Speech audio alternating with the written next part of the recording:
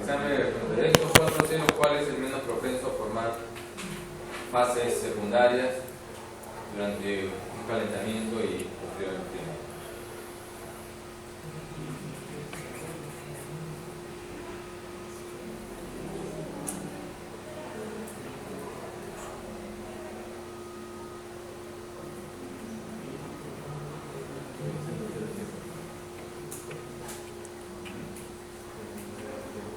¿Qué tiene que pasar para que se formen fases secundarias? La curva de enfriamiento tiene que atravesar cualquiera de las curvas de inicio de transformación, ¿cierto?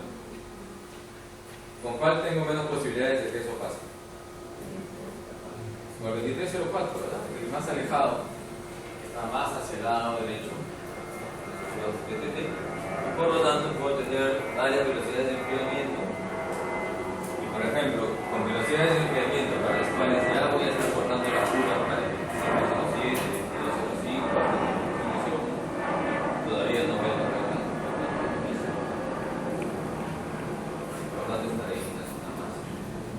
O no tendré tantos problemas de formar fases secundarias.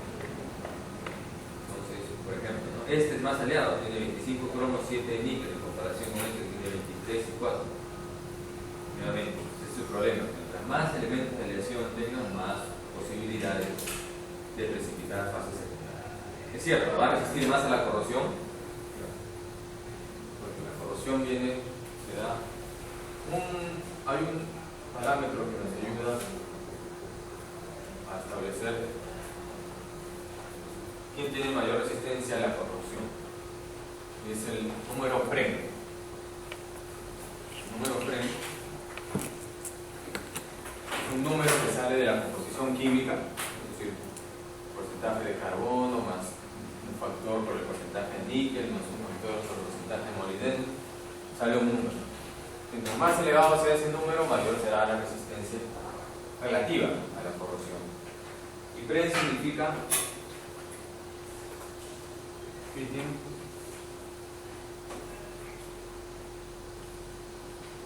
resistance equivalente, algo así como número equivalente de resistencia a la picadura. Mientras mayor sea este número,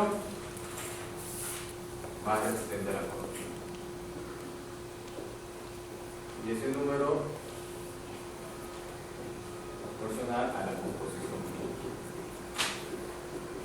Mientras mayor sea el contenido de elementos aliantes, más resistente a la corrosión, pero más propenso a la precipitación de fases secundarias.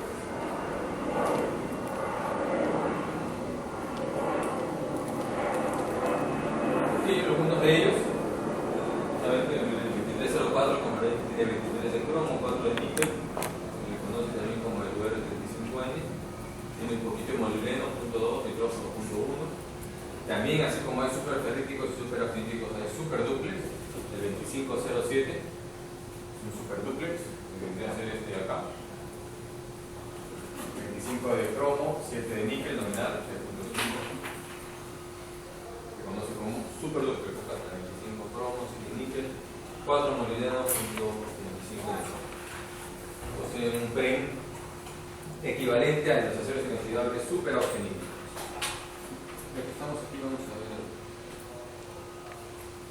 Eso no lo tengo aquí, pero.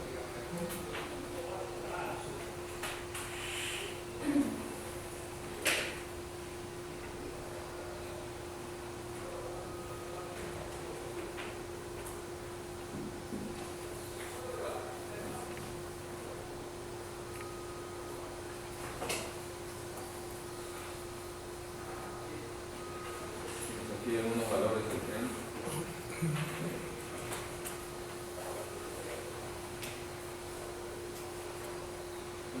26, 18 para este de aquí, C8M, 28 para el C13M duplex, 35, y también hay otros números, ¿no? de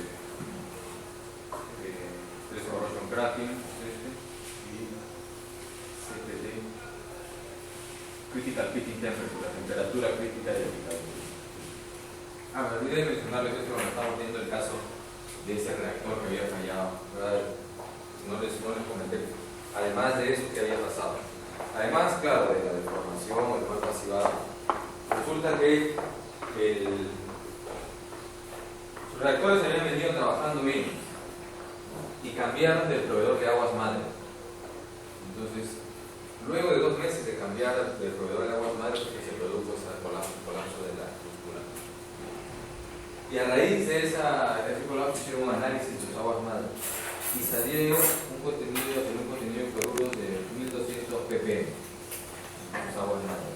Cuando es acero el 316L, para esas condiciones de temperatura, 90 grados centígrados en promedio, 10 a 14 horas que dura el proceso, no aguanta más de 100 ppm, también 60 ppm de cloruro. Entonces es una barbaridad, de 1200, de 60 a 1200, que se había pasado la mano al cloruro.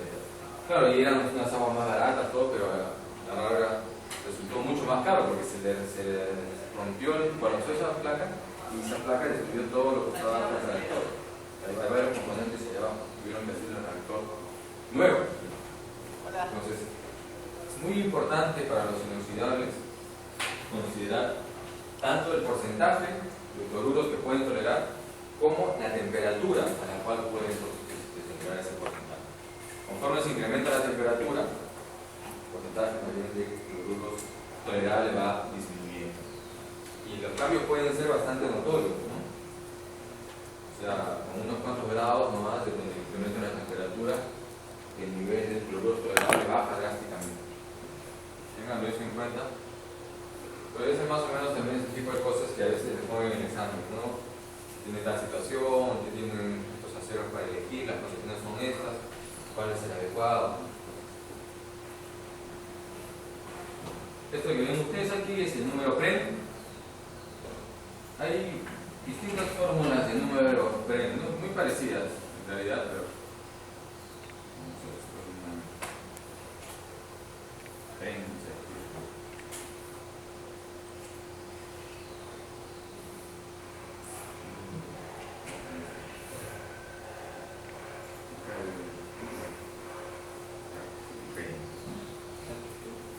1% de cromo más 3.3 molibdeno más 16 nitrógeno. Esta es la fórmula PREM. Bueno, hay otras fórmulas que consideran los factores, por ejemplo, se considera también el porcentaje de tungsteno. 1 de cromo más 3.3 molibdeno más 0.5 tungsteno más 16 nitrógeno. Hay varias, como les digo, varias formulitas, pero digamos que esta es la básica, ¿no? Tren, cromo,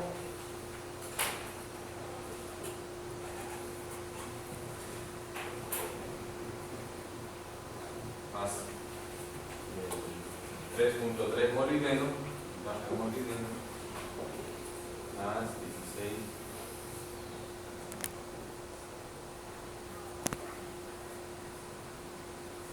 Mientras más cromo tenga, más resistente a los cloruros. El molibdeno también ayuda bastante ahí, porque estabiliza también el ritmo. Entonces, cuando ustedes vean especificaciones de aceros inoxidables, es muy probable que lo que aparezca ahí sea justamente el número de PREM. Fíjense, estos superduplex pueden llegar hasta 45. Bueno, el superduplex 44 y el superaustenítico 44. Temperatura crítica de picadura, es decir, la temperatura a la cual ya empieza a haber picadura, 70 grados centígrados. Aún así, siendo superaustenítico o superduplex, la temperatura máxima 70 grados centígrados, que no es mucho. El proceso que les digo ocurre a 90 grados centígrados, entonces es difícil que pueda tolerar estos aceros, al menos en un reactor de sulfato de cobre. Si uno está interesado en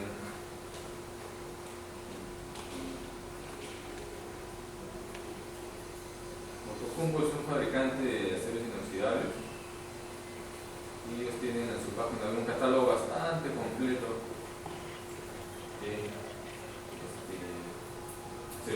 inoxidables.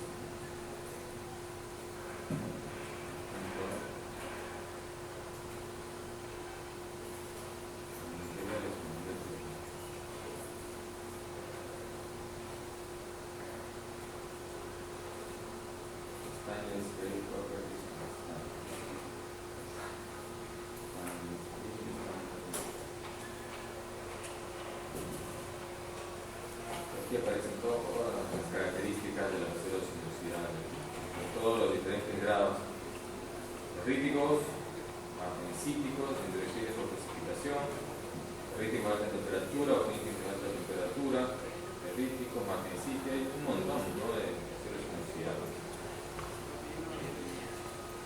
Toda su composición química, bueno, y equivalencia, ¿no?, como otras normas.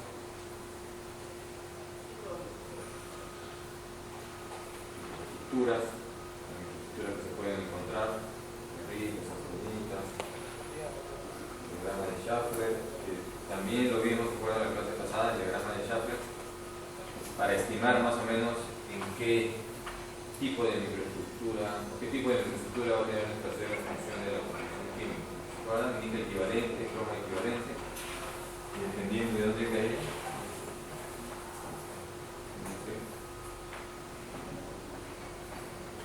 El 309 es un austenítico, aquí está efectivamente, ¿no?, austenita con un poquito de ferrita.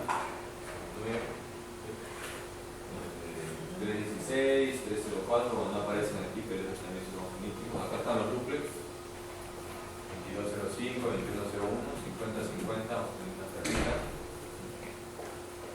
Estos de acá, 4521 y 4016, son netamente ferríticos.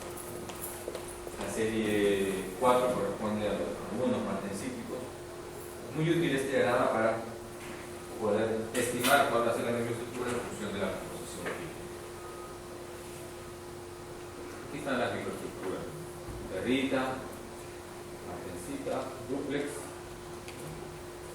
y planos poligonales de austenita. Esto está ahí abierto para cualquiera que quiera buscar más información acerca de estos aceros inoxidables.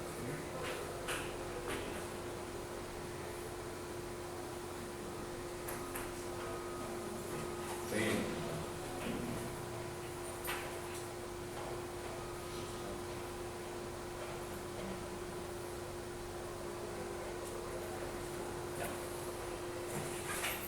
Bien.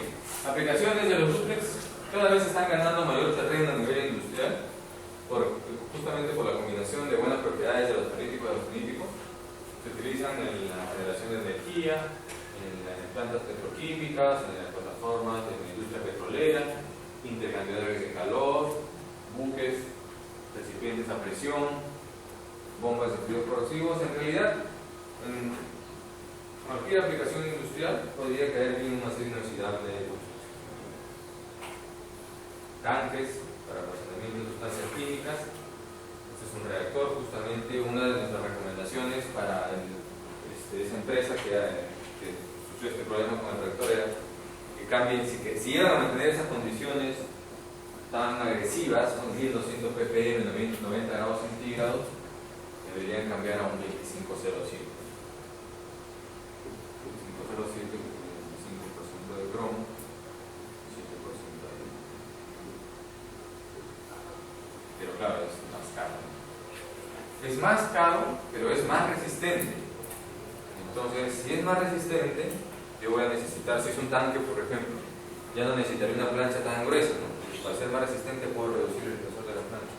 Y de repente al final, como el acero lo venden por peso, el peso que yo necesite para fabricar un tanque con el 2507 o un reactor va a ser o igual o de repente un poquito más, pero un poquito nada más que con el cual está siendo fabricado el 2607. Entonces sí se da cuenta, tiene mejores propiedades, un poquito más caro, pero como ve es más resistente, necesito una sección en la plancha y por lo tanto en peso al final van a ser casi igual.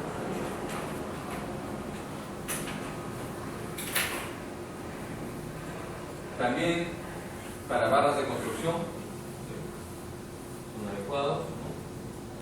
Conectores para tuberías submarinas, en general todo lo que sea que involucre de alguna manera cloruros son ideales los dúplex. ¿Por qué tienen la propiedad de los ferritos?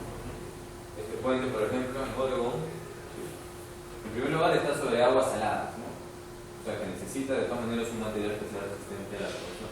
Pero además, en invierno pues nevará y cuando nieva, lo que hacen siempre es pasan los contenedores con sal, ¿no? Botando sal para derretir la nieve y luego viene que va abriendo paso, ¿no? Para que las vías no se traen, no las pistas. Ya, pues esa sal se puede meter tranquilamente a las pistas y empezar a carcomerse el acero. Y las barras corrugadas siempre fuera de un acero inoxidable, un acero al carbono y no de un acero inoxidable. La industria petrolera usa mucho estos aceros inoxidables, super dúplex sobre todo, con un PREN de más de 40. Fácil de soportar condiciones de corrosión externas.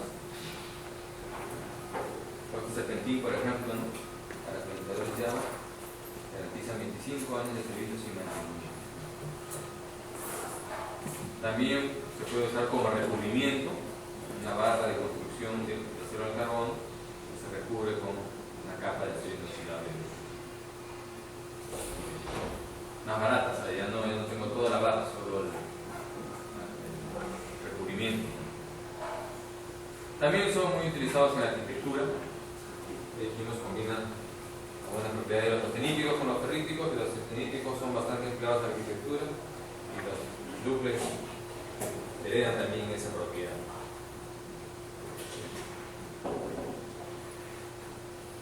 Qué bonito, pues no se oxida, no es necesario darle mucho mantenimiento. O esta tubería flexible también para instalaciones submarinas, mayor resistencia mecánica y mayor resistencia a la corrosión que el austenítico 317. Como tiene mayor resistencia mecánica, requerirá menor espesor de pared, la manguera ya no va a ser tan gruesa, sino más delgadita, y por lo tanto en peso al final probablemente sea igual o de repente está más barato.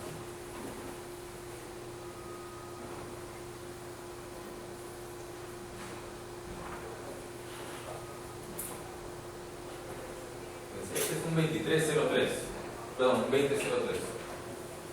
2003, 20% de cromo, 3% de litio. Este 316, más o menos tiene 18 de cromo, 12 de litio. Esta diferencia de 12% de níquel a 3% de níquel hace que el precio disminuya considerablemente. Y encima es más resistente. Entonces, ahí sí definitivamente sale a cuenta usar el dúplex y utilizar el 316.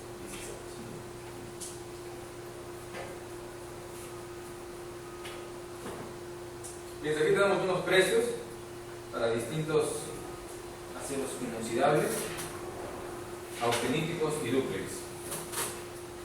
La plancha del 304L está proveniendo de $2.500. La del 316L casi $3.000. El 317L, que se llama mucho más aliado, $7.000, una diferencia continental. Y veamos cómo se comparan con los dúplex. Este de aquí, el 2205, 5.210, casi el doble, ¿no? Al 304L. El 2304, 4.320. Y el 2101, 2.103. Hasta menos que los austeníticos. Este de aquí es uno de los más comúnmente empleados en la industria del 2101. Justamente por eso, porque su precio es más barato que el austenítico y tiene mejor resistencia. Y si el ambiente corrosivo, ¿no?, en el que voy a trabajar no es tan agresivo para el 2101, ese es el material de elección. Como pueden ver ustedes, aquí no son materiales baratos. Los inoxidables son aceros caros y son aceros de alta aleación, tienen un porcentaje de elementos salientes mayor al 10% en comparación a los de baja aleación que tienen menos de 10%. Bien, ¿alguna pregunta respecto a los dúplex? ¿No? Pasamos a ver los endurecibles por precipitación. Como su nombre lo indica, estos se endurecen finos precipitados en su ingreso. Pero son precipitados súper finos. Tanto así que no lo podemos ver a simple vista ni con microscopía óptica, ni siquiera con microscopía electrónica de barrido. Necesita un microscopio electrónico de transmisión para ver esos precipitados que están en el orden de los nanómetros. Cuando hablamos de precipitados, por regla general, mientras más finos sean los precipitados y más uniformemente dispersos estén en la microestructura, mejor resistencia va a tener esa materia. Ustedes recién van a llevar no ferroso. Ahí van a ver el tratamiento térmico por excelencia en las soluciones no ferrosas es el envejecimiento. Y el envejecimiento consiste justamente en precipitar finos, precipitados para la redundancia en el tiempo, estos materiales en su microestructura, muy pequeños y de manera uniforme sobre toda la superficie, sobre toda la microestructura. Igual con estos inoxidables endurecibles por precipitación. Contienen elementos como el cobre y el aluminio, porque esos son justamente los que favorecen la precipitación de fases secundarias, y estos precipitados son justamente los que elevan significativamente la dureza y la resistencia. El tratamiento térmico de envejecimiento es como si fuera un prevenir, pero de mayor duración y con temperatura también un poquito. No, las temperaturas son muy similares a las del reino. Pueden tener una matriz magnesítica, es decir, los precipitados pueden estar en una matriz de magnesita, en una matriz magnesita-austenita o en una matriz austenita. ¿Cuáles son los precipitados que se forman? Carburos, fosfuros, precipitados de níquel, aluminio y titanio, precipitados de fase larga, muy chiquitos, muy bien dispersos en la microestructura. pH viene de precipitation hardening, endurecible por precipitación, y estos son bastante empleados también en la industria. En la industria nacional cada vez también se están empleando más los endurecibles por precipitación. Para empezar, son los que tienen la más alta resistencia dentro del grupo de los industriales. Tener esos precipitados por resistencia mecánica sería un montón. Y aquí podemos ver el efecto del tratamiento, envejecimiento o endurecimiento sobre la resistencia a la fracción y la resistencia a la fluencia. Hay un valor óptimo para el cual se obtiene la mayor resistencia mecánica, a 1600 megapascales. No quiere decir que conforme incremento la temperatura de tratamiento mejor va a ser la microestructura, no hay un valor óptimo, y eso dependiendo del tipo de inoxidable, ¿no? Hay varios. Esa es de manera general, es una campana para la cual se alcanza el valor. Llegan hasta 1700 megapascales de resistencia mecánica de manera general y puede, en promedio, ¿no? Hay unos que llegan mucho más, porque habíamos visto unos magnesíticos que incluso llegan a 1900, pero de estos, los más resistentes pueden llegar todavía mucho más. Y pueden alcanzar una dureza de hasta 48 revoluciones. La ductilidad y la tenacidad tienen valores aceptables, a diferencia de esos magnesíticos en donde los que ya alcanzaban valores muy altos de resistencia casi no aparecía nada en lo que era elongación, porque la estructura magnesítica de por sí, conforme se va incrementando la dureza, va disminuyendo la ductilidad y la tenacidad. También estos mantienen una buena tenacidad. Las desventajas: su resistencia a la corrosión es un poco limitada en comparación con la de los duplex, por ejemplo, ¿no? O los austeníticos, y pueden fragilizarse por corrosión bajo tensión y por hidrógeno, debido a que son duros, son microestructuras duras. Cualquier microestructura dura es más susceptible de sufrir corrosión bajo tensión e hidrógeno. Aplicaciones: elementos de máquinas, elementos para aeronaves, portahélices, alas de turbina. Aquí tenemos algunos de ellos. Nuevamente, esto es la matriz, ¿no? El grano sobre el cual están los precipitados. Puede ser magnesita, austenita o una mezcla austenita magnesita. Los más conocidos son estos: el 17 17,4 pH, 17,7, 15,5, y aquí también, ¿no? Esta designación en el nombre comercial tiene que ver con los porcentajes, ¿no? Cromo y níquel. 17 de cromo, 4 de níquel, nominal, ¿no? Por aquí pongo 16,4, 15,5 y 17,7. Porcentaje de carbono relativamente bajo, ¿verdad? Salvo para estos dos de acá, el 0,12 y el resto 0,0 algo. Y algunos tienen otros elementos como el manganeso, silicio, aluminio, cobre.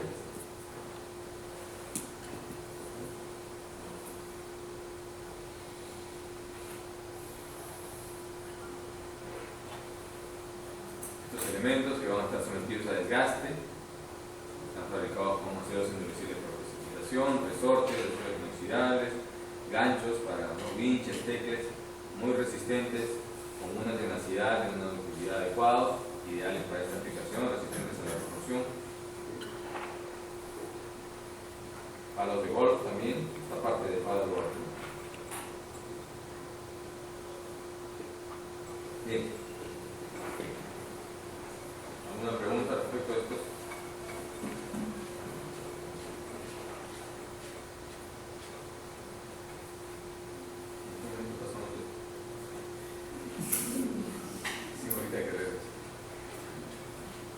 También está obviamente relacionado, ¿no? El grado de formación con la temperatura de envejecimiento. Yo ustedes fenómenos de recristalización y todo eso, ¿no?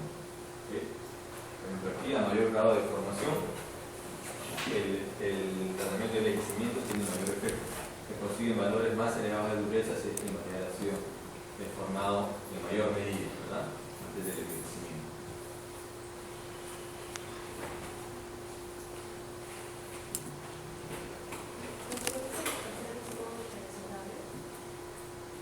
Sí, pues son soldables. No tan fácilmente como los ceníticos, por lo mismo que son estructuras relativamente duras, pero sí de hecho son más soldables que los magnesíticos.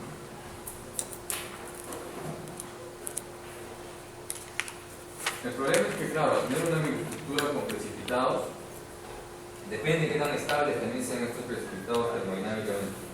Normalmente no se sueldan porque ya ese calor, en este caso particular de los endurecibles por precipitación, la dureza viene justamente de un tratamiento térmico de precipitado, un envejecimiento o precipitación.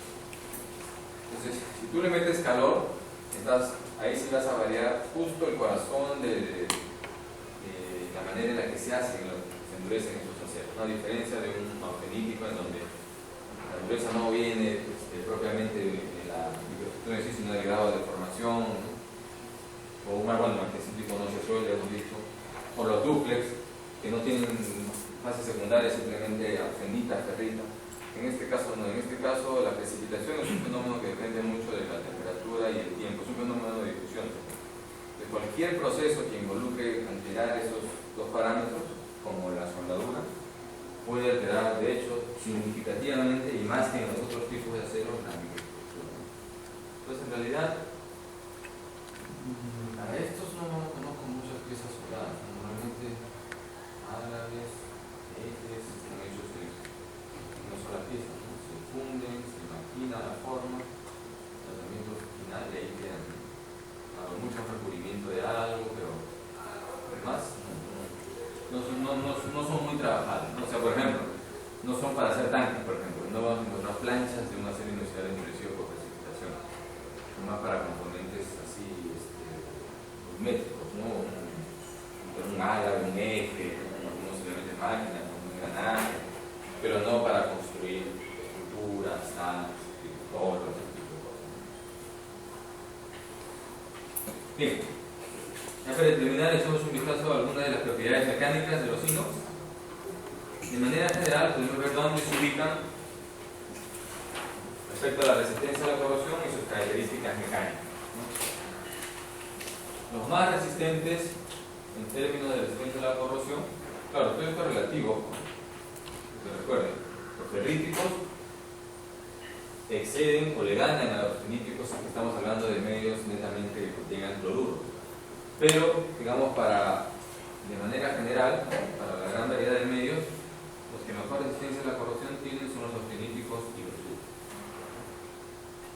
Los martensíticos y los endurecibles por precipitación,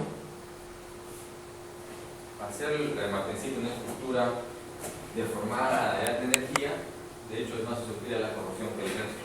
Y lo mismo con los endurecibles por precipitación.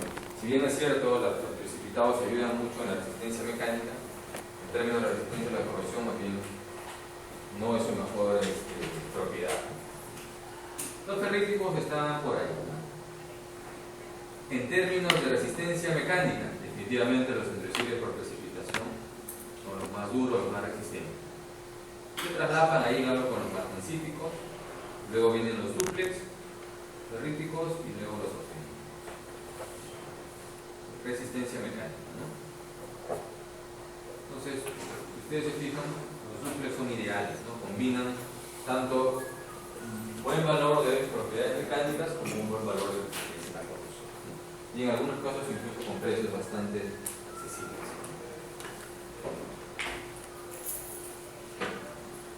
Bueno, resumiendo un poco sus propiedades, los austeníticos no son magnetizables, el resto sí. Los austeníticos se pueden endurecer, nos vimos ahí un cuarto de duro, medio duro, 3/4 de duro, dependiendo del grado de formación. Los dúplex, más o menos, ¿no? Electrónicos también, martensíticos, endurecibles por precipitación también. La resistencia a la corrosión de los austeníticos están de alta, los dúplex, nuevamente, de manera general, más alta, ya que combina la bondad de los austeníticos y los ferríticos, y el resto. Ojo que igual cualquiera de estos se lleva de encuentro a un acero al carbono o a un acero de baja aleación, ¿no? Estamos comparándolos entre ellos.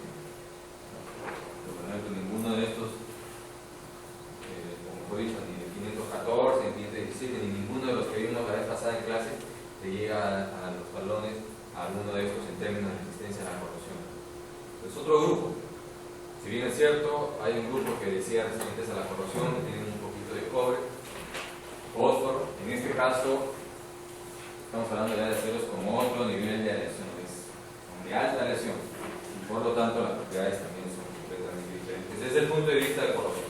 Porque desde el punto de vista mecánico sí se más o menos tienen valores similares, ¿no? Endurecible, auténtico por trabajo en frío, los dúplex, ¿no? Ni por trabajo en frío, ni tampoco por tratamiento térmico, los ferríticos tampoco, los martensíticos cuando se hace el temple revenido, y los endurecibles por precipitación, con un tratamiento de envejecimiento por precipitación. Una consulta. Para el acero dúplex, ¿es necesario un temple, digamos, para que aparezca la fase de austenita? No. Es por su composición química, netamente por la composición química. Los contenidos que tienen de níquel y cromo hacen que precipite 50-50. Cuando solidifican 50-50. Así sea en aire o un enfriamiento muy lento.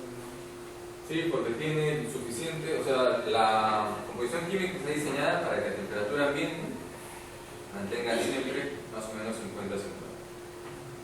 Ni los ferríticos ni los austeníticos sufren alotropía, es decir, tú lo puedes calentar o lo puedes enfriar y no van a cambiar de fase. Y los dúplex combinan esas propiedades para los dos. O sea, lo puedes calentar y siempre vas a estar en la zona en la que tiene 50-50, o lo puedes enfriar y siempre, o sea, el campo de estabilidad, ya no de una sola fase, sino donde existen las dos, ferrita y austenita, es bastante amplio. Recuerda, en el caso de los ferríticos, el campo de estabilidad de la ferrita es bien amplio, por el alto contenido de cromo y otros elementos que estabilizan la fase del bajo. En los austeníticos, el campo de estabilidad de la austenita en realidad es más bastante amplio. Incluso por eso tienes austeníticos a temperatura ambiente, porque con la cantidad de níquel que tienen, puedes tener austenita a temperatura ambiente.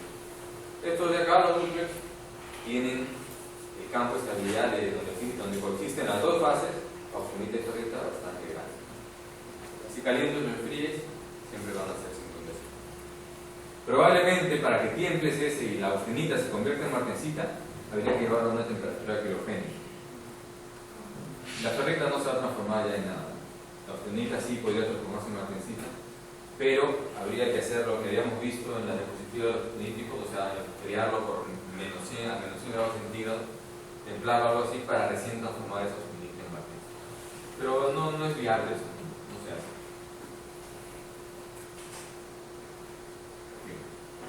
En términos de resistencia al impacto, por supuesto, las estructuras FCC siempre son mejores que las BCC.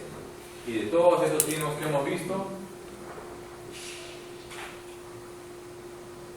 el único que es 100% FCC es el austenito.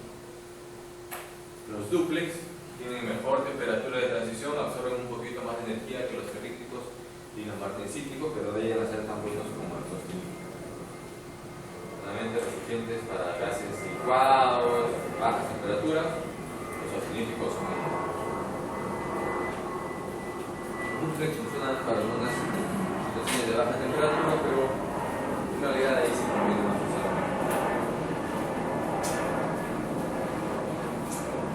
Todo el resto, los tres, son BCC. O tienen al menos un componente de BCC como el dúplex. Que es casi 100% FCC, son los austeníticos. Y todo lo que sea FCC tiene buena tenacidad, buena resistencia al impacto.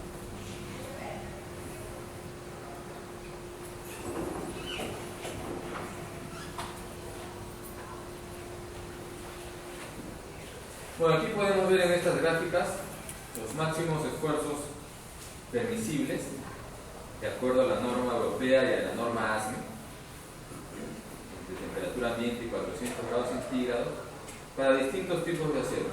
El 18.8, el 18.8 más nitrógeno. Acá están los otros, el 20, 18.6 más nitrógeno y el 22.53 dúplex más nitrógeno. Lo que ven ustedes aquí son las curvas de esfuerzos permisibles para diferentes códigos o normas europeas. ASME sección 8, la especificación europea, dependiendo de la temperatura de servicio, ¿no? Y hay algunos códigos que son más conservadores, otros que son un poco más agresivos. Básicamente esto nos sirve para determinar cuál es el máximo esfuerzo al cual podemos someter nuestro acero, dependiendo de la temperatura y dependiendo del código con el cual estamos trabajando. Todo lo que se construye hoy en día se construye bajo alguna norma, algún código, por ejemplo, recipientes de presión ASME, estructuras AWS. AWS tiene su código también para estructuras de acero inoxidable. Entonces, lo que hacen los constructores es chequear esos códigos, los requerimientos, y sobre eso diseñan y sobre eso construyen, ¿no? El código ASME, por ejemplo, de recipientes de presión, tiene varias secciones. La sección justo 8, que ven ahí, es la que te da los requerimientos de diseño, cuáles son los máximos niveles de esfuerzos previsibles para que tú diseñes. En este caso particular, por ejemplo, vemos cómo esta curva corresponde a la norma europea, esta curva de aquí al código ASME sección 8. Entonces, por ejemplo, para temperaturas mayores a 200 grados centígrados, el código ASME me da más opción o me da valores de esfuerzo mayores, es decir, me indica que mi acero inoxidable 18.8 puede tolerar más esfuerzos que lo que me indica la norma europea. La norma europea es más conservadora, pero para temperaturas por debajo de 100 grados centígrados es al revés, más lento. La norma europea es menos conservadora que la norma. ¿Qué pasa con nosotros, por ejemplo? Los dúplex tienen mayor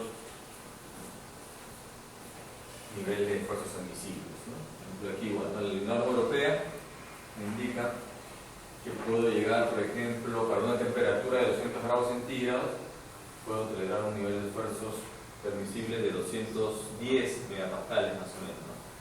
Mientras que para el código ASME no vamos a poder superar más de 145 por ahí megapascales. Eso es lo que usan en ingeniería para cuando se están construyendo recipientes de presión o recipientes que van a trabajar a cierto nivel de temperatura, tanques, sobre todo, para diseñar diseños permisibles. Acá tenemos también lo mismo, la temperatura ambiente esta vez, las designaciones según la sociales de Outokumpu: resistencia a influencia, resistencia máxima, según ACTM, según la norma europea, y los esfuerzos admisibles.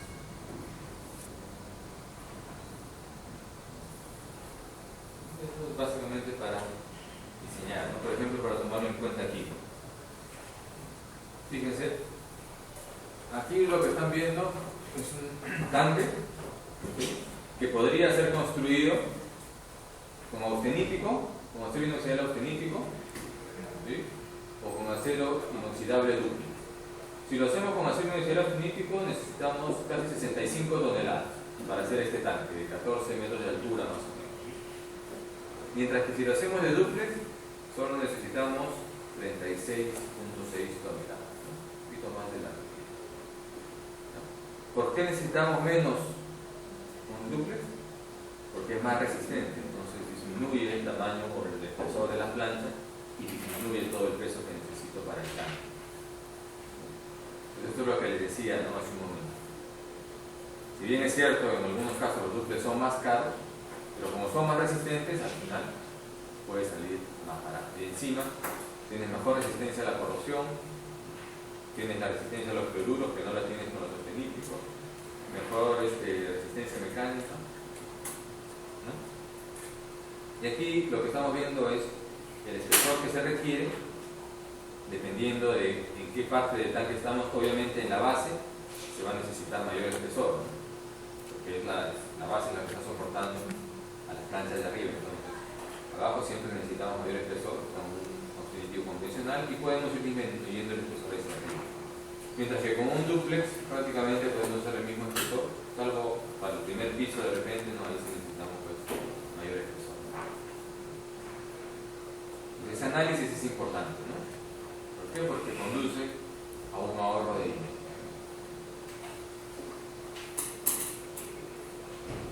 Igual también acá con diferentes espesores y dependiendo de la altura del tanque, esta es la altura en metros, tenemos los mínimos espesores requeridos según API 150, que es la norma para el tanque, construcción de tanques, para diferentes aceros, ¿no?, los austeníticos, y aquí uno de los, acá está el superior. En el tiempo cero, pues es lo mismo. Entonces, por ejemplo, ¿no?, para una altura de 10 metros, el espesor que requiero con un superdúplex, que es mucho más resistente que los otros, obviamente es menor que el espesor que requiero con un 304, 316 que están por acá, o con otros dúplex que están por acá. Ahora, el 2507 sí es mucho más caro que el resto, ¿no? Hay que ver dónde más o menos normalmente lo que se hace, no normalmente, sino otra alternativa es combinar, ¿no?, donde necesita más esfuerzo, mayor resistencia, utilizo los dúplex, que voy a necesitar menos peso, y donde no necesito tanta resistencia, utilizo los auténticos que pueden ser más baratos, ¿no? Por ejemplo, acá, fíjense, para 20 metros, más o menos, ¿no?, hasta 20 metros de altura, ¿sí?, ya es lo mismo, ¿no?, el espesor que se requiere independientemente del acero es casi el mismo. Entonces ahí utilizaré pues el 304, el 316, que son más baratos que el 2507. Empiezo con el 2507 abajo hasta cierta altura y luego puedo cambiar a inoxidable austenítico. Es una mezcla de los dos, ¿no?, y no son incompatibles, o sea, uno es dúplex, los otros austeníticos se pueden soldar, se pueden trabajar de manera conjunta. El único criterio ahí que me interesa es ahorrar. Y acá está, justo hablando, es una combinación. Tanques para almacenamiento de suspensión de polvo de mármol, de suspensión acuosa de polvo de mármol, a 90 grados centígrados, ¿no? No es una temperatura baja, 90 grados centígrados. Y tenemos estas dos opciones. Puede ser un 2304 abajo, dúplex, hasta 17.25 metros de altura del tanque, y de ahí para arriba 304, ¿no? O si quiero, combino más bien así, un super dúplex abajo, un dúplex acá en la mitad del cuerpo y ya en la última parte un 304, ¿no? Habrá que ver cuál es la alternativa más económica, ¿no? Los dos tienen 27.25 metros de altura y 12.8 metros de diámetro. Aquí están las conclusiones químicas para todos esos aceros, ¿no? Y supremo. Obviamente, cuando uno usa un inoxidable es porque lo va a usar en un ambiente corrosivo, ¿no? Pero yo no voy a hacer una inoxidable para almacenar pues, plumas, por ejemplo, ¿no? Que no son nada corrosivas, ¿no? Si tú usas un inox es porque de hecho sabes que va a ser un ambiente corrosivo. Y ahí el factor que tienes que tomar en consideración obviamente es el pregging, ¿no? Pregging o preg es lo mismo. Entonces, si bien es cierto, quieres ahorrar, pero hay que tomar en cuenta que el acero que estás poniendo sea capaz o tenga el suficiente preg para aguantar la sustancia que va a almacenar. Si no va a pasar lo que pasó con los reactores de sulfato de cobre que les mostré hace un rato, ¿no? El caso. Un porcentaje elevado de cloruro hizo que el 316L no aguantara certificada, ¿no?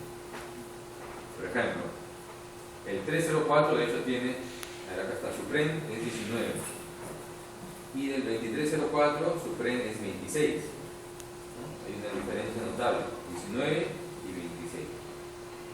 Si yo le meto una sustancia que sé que la va a aguantar el 2304 con un PREN de 26, es muy probable que el 304, que tiene un PREN mucho menor, no lo aguante.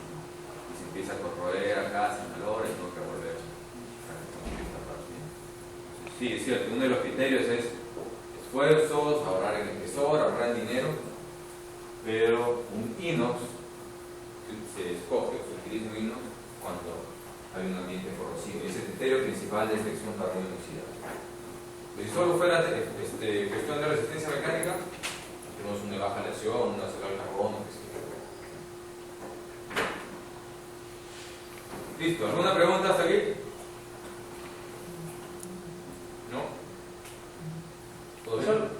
¿Hay una limitación con respecto al tamaño de las estructuras que se pueden hacer con estos aceros?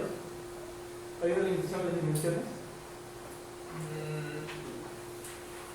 No, más limitación más que por el material sería una limitación constructiva más que todo, ¿no? O sea, el tema que hablamos ayer, por ejemplo, ¿no? De deformación, ya estructuras muy grandes como un inox, por lo mismo que vieron la conductividad térmica y el coeficiente de expansión térmico.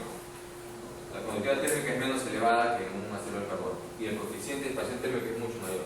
Entonces, mientras más grande esta estructura, mayor posibilidad de que se deforme o que queden tensiones residuales.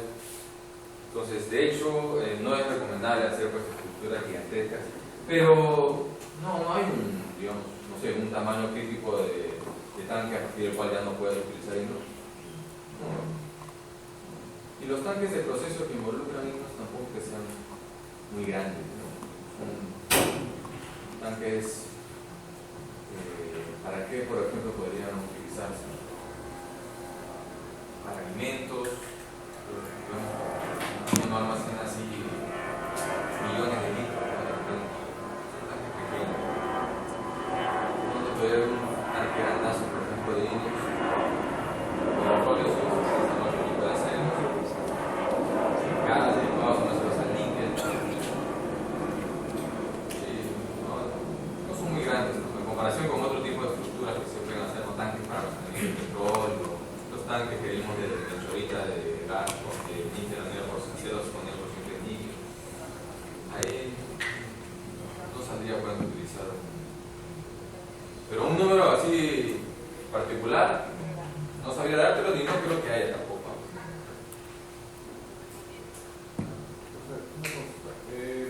Habíamos mencionado al cobre y al aluminio como elementos que promueven la precipitación para ese tipo de los inoxidables. Claro. Pero antes, con los otros profesores habíamos mencionado esos dos elementos en particular como elementos aliantes. ¿Y por qué ahora sí o no son tan importantes? ¿O es el único caso particular? No. Lo que pasa es que la mayoría de islas no tienen esos chiquitos, ¿no? Esos elementos, el cobre y el aluminio. Y ahí, particularmente,